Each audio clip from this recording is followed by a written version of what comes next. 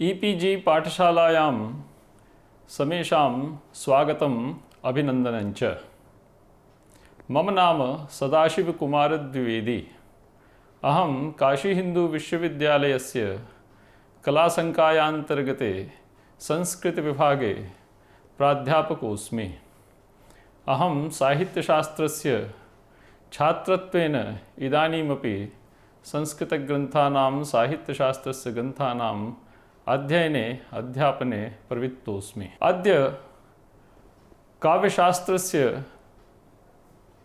ग्रन्थमाश्रित्य प्रवर्तमानेऽस्मिन् पाठे आचार्यस्य दण्डिनः काव्यादर्शमधिकृत्य विचारः प्रस्तूयते। तत्र प्रथमं साहित्यशास्त्रस्य या महती परम्परा वर्तते तां परम्पराम् अनुसृत्य अस्माभिः कश्चन विचारः प्रस्तूयते। तदनन्तरम् आचार्यस्य दण्डिनः जन्मस्थानं, तेषां जन्मसमयः, एवञ्च तेषां यत् कृतित्वं वर्तते काव्यादर्शरूपेण साहित्यशास्त्रविषयकं, तदधिकृत्य कश्चन विचारः अस्माभिः उपस्थाप्यते। साहित्यशास्त्रस्य षट् सम्प्रदायाः अत्यन्तं प्रसिद्धाः।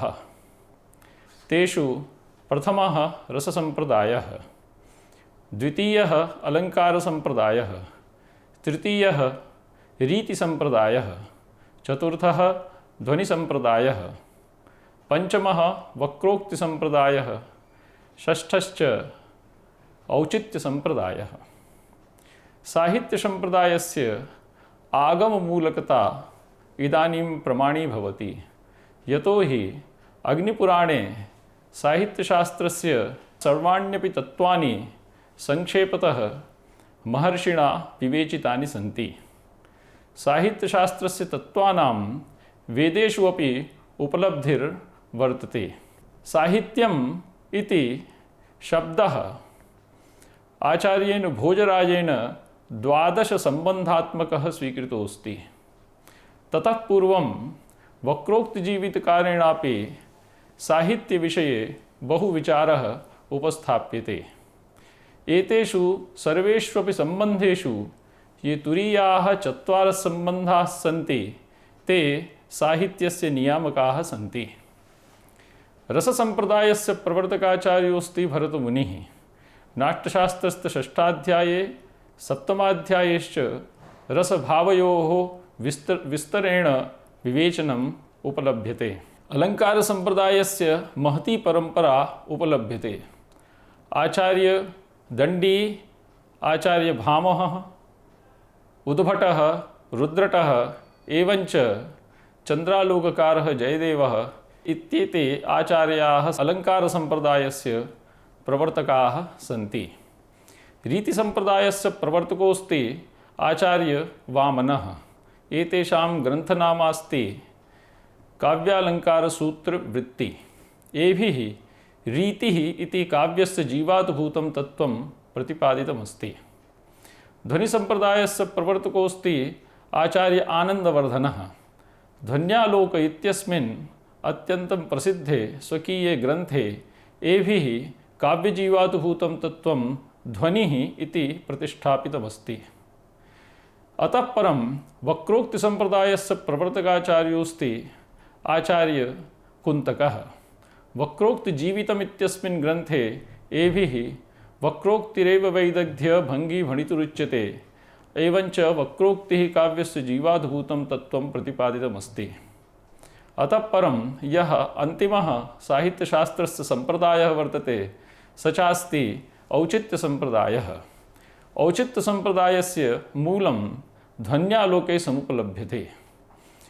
आचार्येण क्षेमेन्द्रेण औचित्यविचारचर्चायां यत्र 49 कारिकाः वर्तन्ते, औचित्यस्य 27 भेदाः प्रतिपादिताः सन्ति। इत्थं साहित्यशास्त्रस्य सम्पूर्णापि परम्परा एतेषु 6 सम्प्रदायेषु विभक्ता सम्प्राप्यते। आचार्यः दण्डी अलङ्कारशास्त्रस्य आचार्यः वर्तते, अलङ्कारसम्प्रदायस्य आचार्यः वर्तते। एभिः ये ग्रन्थाः विरचिताः तेषु अवन्तिसुन्दरी कथा दशकुमारचरितम् इति द्वौ काव्यग्रन्थौ। काव्यादर्शः इति साहित्यशास्त्रस्य ग्रन्थोऽस्ति। काव्यादर्शेऽस्मिन् आचार्येण अनेन साहित्यशास्त्रस्य विषयाः समुपस्थापिताः। सर्वप्रथमं काव्यलक्षणानन्तरम् असौ महाकाव्यस्य लक्षणम् उपस्थापयति। तदनन्तरं काव्यस्य 10 गुणानां निरूपणं करोति। एते गुणाः वैदर्भमार्गस्य एवञ्च गौडमार्गस्य नियामकाः सन्ति। तदनन्तरम् आचार्योऽसौ अर्थालङ्कारान् निरूपयति। ततः परं शब्दालङ्काराः एभिः अत्र निरूपिताः। अन्ते च काव्यदोषाः एभिः निरूपिताः सन्ति। इत्थम् अलङ्कारशास्त्रस्य परम्परायाम् अलङ्कारसम्प्रदायस्य आचार्यस्य दण्डिनः काव्यादर्शस्य स्थानमत्यन्तं महत्त्वपूर्णं वर्तते। साहित्यशास्त्रं शब्दार्थयोः सम्बन्धमूलकं शास्त्रमस्ति। यत्र कविप्रतिभया विहितानि गुणालङ्काररीतिवृत्त्यादीनि काव्यसौन्दर्याधायकानि तत्त्वानि सहृदयानां मनसि आनन्दैकरूपं चमत्कारविशेषं समुत्पादयन्ति। साहित्यपदे हितमित्येतत् पदं धारणार्थकात् दधातेः गत्यर्थकाद् हिनोतेर्वा धातोः तप्रत्ययस्य योगेन निष्पद्यते। हितपदेन सहयोगात् सहितेति पदं निष्पद्यते। तेन सह भाववचनस्य शप्रत्ययस्य योगेन निष्पद्यते साहित्यमित्येतत् पदम्। भावप्रत्ययोऽत्र कृत्पदत्वात् सम्बन्धवाचकोऽस्ति। कृत्तद्धित सम्बन्धाभिधानं भावप्रत्ययस्य।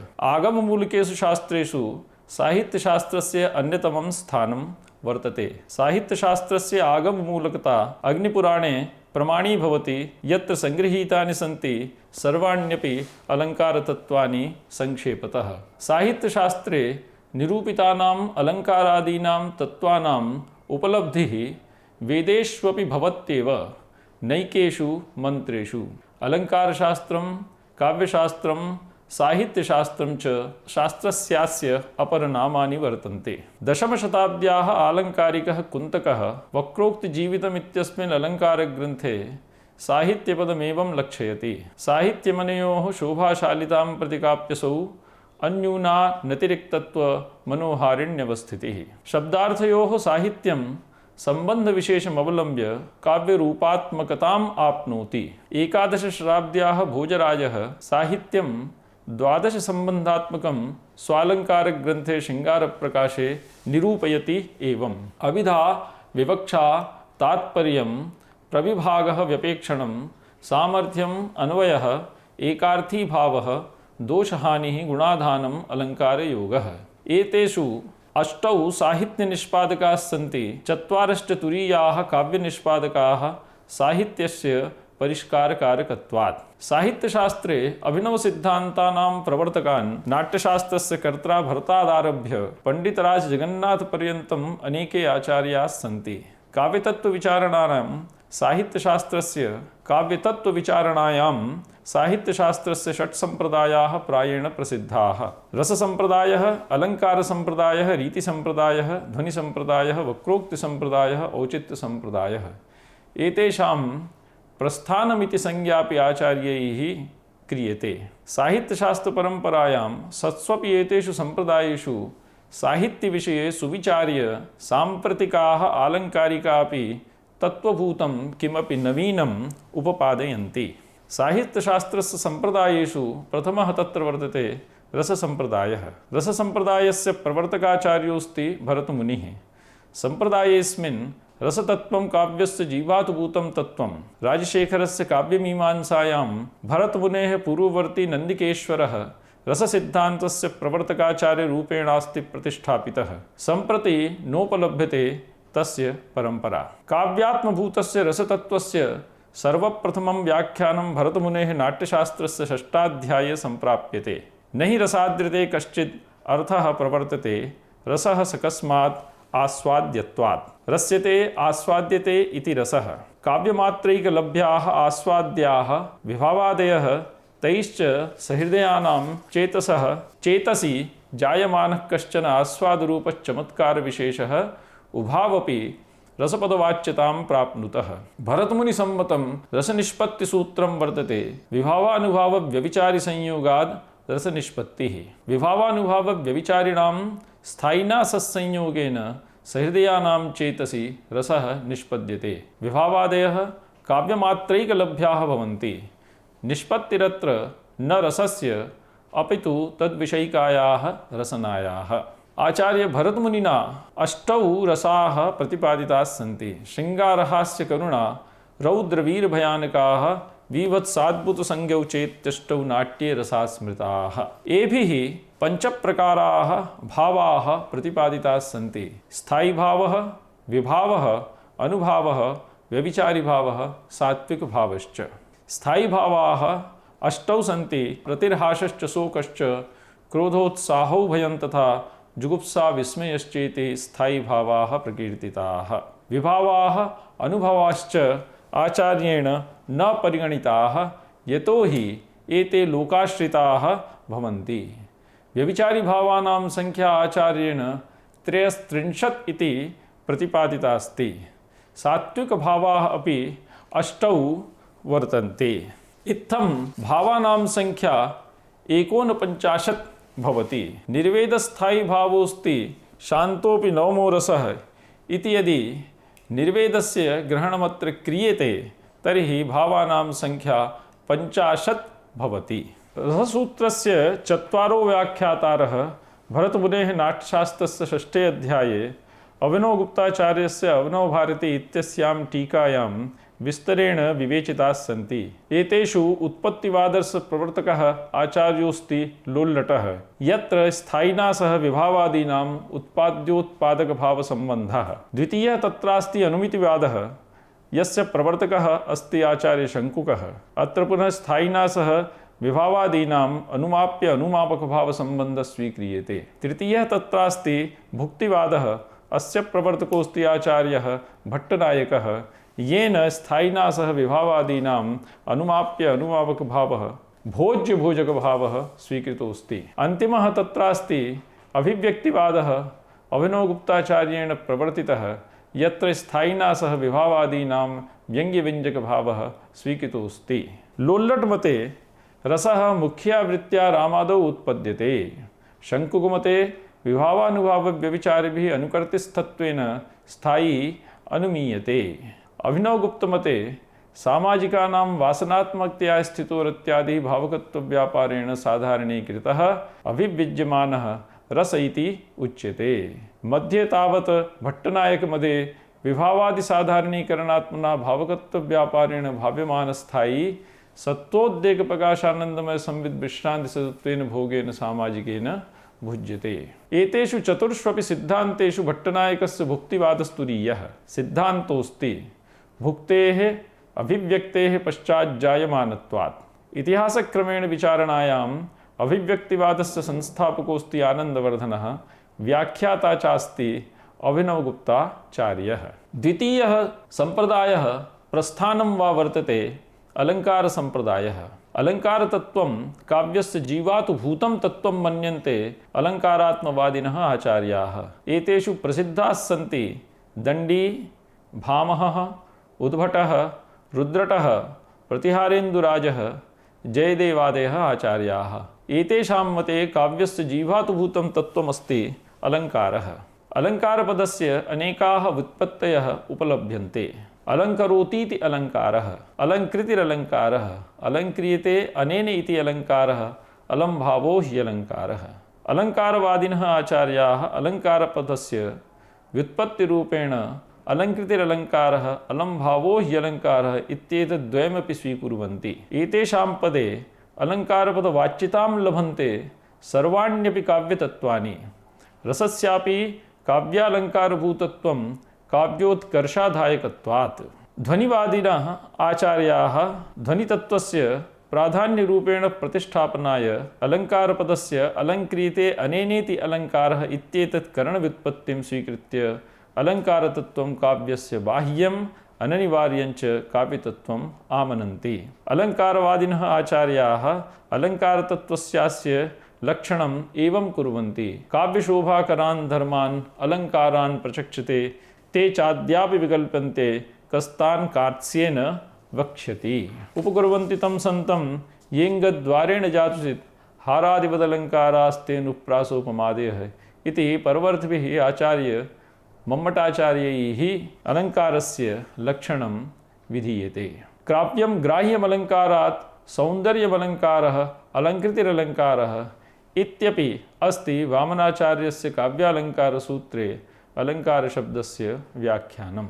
रुद्रटाचार्यः काव्यालङ्कार इत्यस्मिन् स्वकीये अलङ्कारग्रन्थे अर्थालङ्कारान् चतुर्षु वर्गेषु विभक्ति एवं वास्तवम् औपम्यम् अतिशयः श्लेषश्च।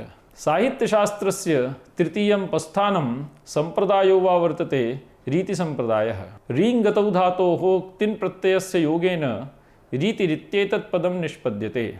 काव्यालङ्कारसूत्रस्य रचयिता वामनाचार्यः रीत्याः काव्यात्मतां प्रतिपाद्य रीतिपदस्य लक्षणं करोत्येवम्। एतेषां मते रीतिरात्मा काव्यस्य। सा चैषा रीतिः अत्र व्याख्यातास्ति विशिष्टा पदरचना रीतिः, विशेषवती पदानां रचना रीतिः। विशेषो अत्र गुणात्मा वर्तते, वक्ष्यमाणगुणरूपो विशेषः। सा त्रिधा वैदर्भी गौडीया पाञ्चाली चेति। रीतिरित्यस्य अपरनाम वृत्तिरपि प्रसिद्धम् आलङ्कारिकेषु। मम्मटमते नियतवर्णगतः रसविषयो व्यापारः वृत्तिर्भवति। वामनः गुणालङ्कारो विभिनक्त्येवं। काव्यशोभायाः कर्तारो धर्माः गुणाः तदतिशयहेतवस्तु अलङ्काराः। काव्यशोभाजनकाः माधुर्यादयो गुणाः एतैः समुत्पादितायाः काव्यशोभायाः अतिशयाधानहेतवः अलङ्काराः सन्ति। गुणानां प्राधान्यं प्रतिष्ठापयति आचार्योऽसौ काव्यालङ्कारक्षेत्रे। अत एव वामनः गुणवादी आचार्योऽस्ति। अतः परं चतुर्थः यः सम्प्रदायः अथवा प्रस्थानं साहित्यशास्त्रे समुपलभ्यते सः अस्ति ध्वनिसम्प्रदायः। ध्वनिसम्प्रदायस्य प्रवर्तकाचार्योऽस्ति आनन्दवर्धनः। तत्समर्थकाः आचार्याः सन्ति अभिनवगुप्तः, मम्मटः, विश्वनाथादयः परवर्तिनः। ध्वन्यालोकस्य काव्यालोकः इति नाम्नापि प्रसिद्धिर्वर्तते।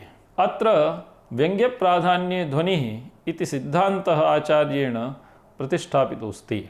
यस्मिन् काव्ये व्यङ्ग्यार्थः प्राधान्येन चमत्कारकारी भवति तस्य ध्वनिरिति संज्ञा। प्राधान्यं नाम चारुत्वोत्कर्षनिबन्धनत्वम्। आनन्दवर्धनमते व्यङ्ग्यप्रधानो ध्वनिरेव काव्यजीवातु भूतः। सर्वाण्यपि अवशिष्टानि गुणालङ्कारादीनि काव्यतत्त्वानि ध्वनेरेव उपस्कारकाणि भवन्ति। काव्यस्यात्मा ध्वनिरितिबुधैः यः समाम्नात् पूर्वः इत्यस्ति आचार्यस्यास्य उद्घोषः। सहृदयश्लाघ्यस्य अर्थस्य वाच्यप्रतीयमानाख्यौ द्वौ भेदौ वर्तेते।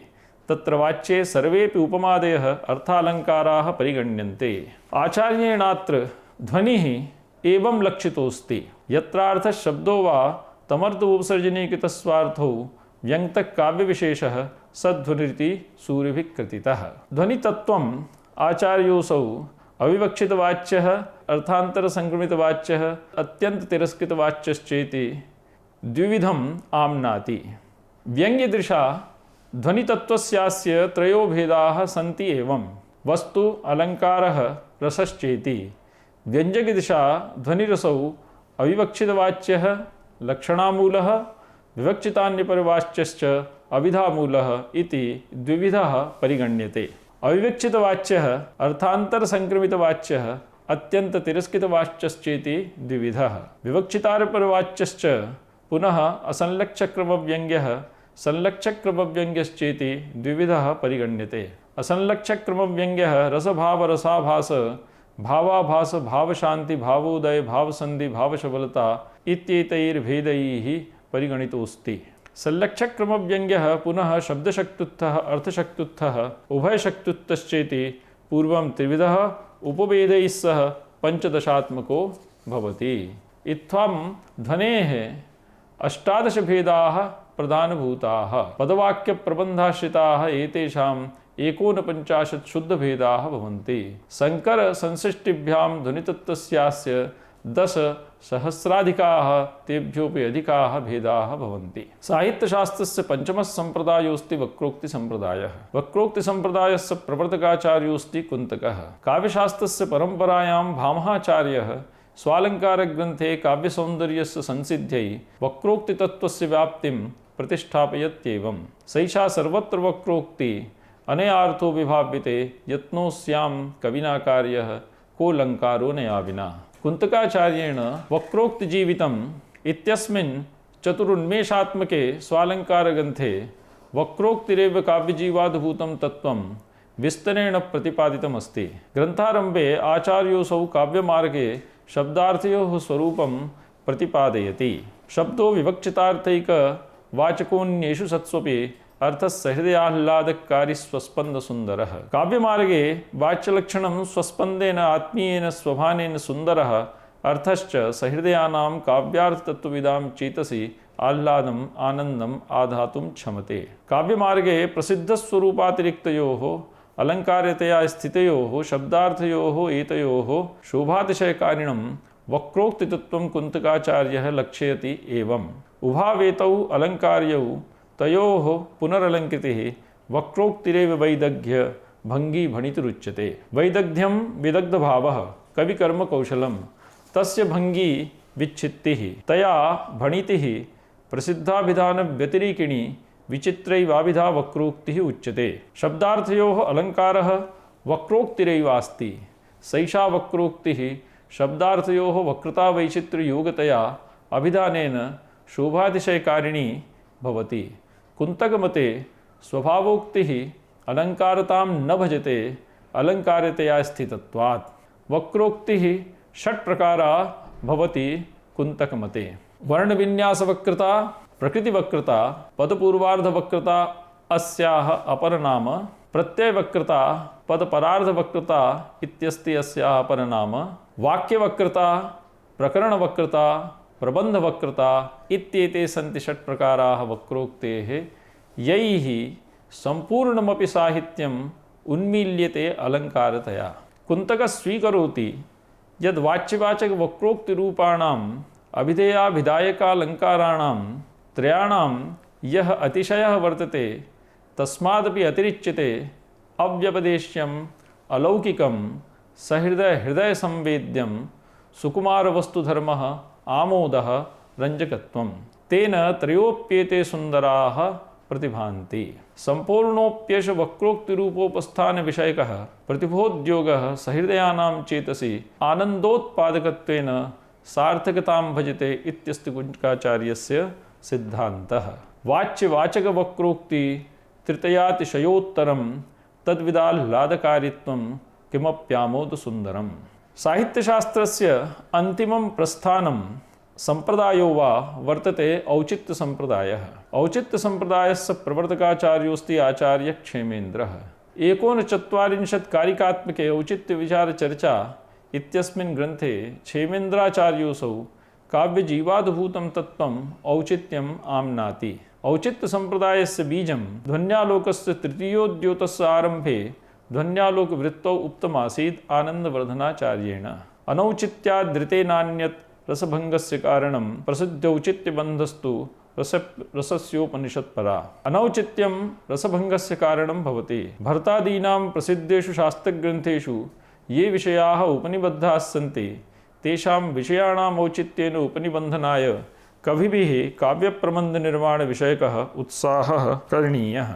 अमुमेव सिद्धान्तमनुसृत्य क्षेमेन्द्राचार्यः प्रवर्तयति नवीनं सिद्धान्तम् औचित्यविचारचर्चायाम् एवम्। अलङ्कारास्त्वलङ्काराः गुणा एव गुणाः सदाः औचित्यं रससिद्धस्य स्थिरं काव्यस्य जीवितम्। उचितस्थानविन्यासाद् अलङ्कृतिरलङ्कृतिः औचित्यादच्युता नित्यं भवन्त्येव गुणागुणाः। क्षेमेन्द्राचार्यः औचित्यम् एवं लक्षयति। उचितं प्राहुराचार्याः सदृशं किल यस्य यत् उचितस्य च यो भावः तदौचित्यं प्रचक्षते। इदानीं प्रस्तूयते अस्माभिः काव्यादर्शस्य रचयितुः आचार्यस्य दण्डिनः परिचयः एवं च तेषां कृतित्वम्। साहित्यशास्त्रस्य परम्परायाम् अलङ्कारसम्प्रदायस्य आचार्याः सन्ति आचार्यो दण्डी।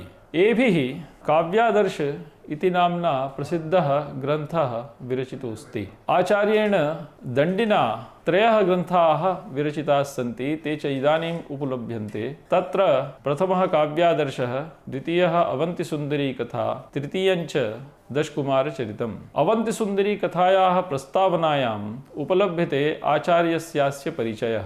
ब्राह्मणकुले समुत्पन्नः आचार्यो दण्डी कौशिकगोत्रीयः आसीत्।